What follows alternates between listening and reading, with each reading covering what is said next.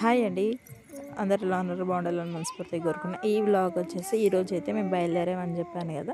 మేము 2:30కి అయితే స్టార్ట్ అయ్యాం, కానీ పెట్రోల్ అదంతా వరకు బీదర్ క్రాస్ అయ్యే వరకు 3:30 అలా అయింది. 3:30 అయిన తర్వాత అయితే పిల్లబచ్చే బ్యాట్ అంతా ఒక సైడ్ కూర్చుర్రు. ఎందుకంటే పెద్దవాళ్ళు అయితే ఒక మాట్లాడుకుంటారు, మాకు మాట్లాడుకోరు అని వీళ్ళందరూ ఒక సైడ్ అయితే కూర్చున్నారు. చిన్న వాళ్ళందరూ ఒక సైడ్ అయితే కూర్చొని అయితే వాళ్ళు గేమ్స్ అవన్నీ ప్రిపేర్ చేసుకొని వాళ్ళు ఆడుకుందాం అని ఒక దాంట్లో అయితే కూర్చున్నారు. స్నాక్స్ అవి తీసుకొని పెద్దవాళ్ళు అయితే దేని దాంట్లో అయితే కూర్చున్నారు. పెద్ద క్లోజర్లు అయితే చిన్నపిల్లలు ఇంకో క్లోజర్లు అయితే కూర్చున్నారు. వాళ్ళైతే స్నాక్స్ తినుకుంటూ ఎంజాయ్ అయితే చేస్తారు.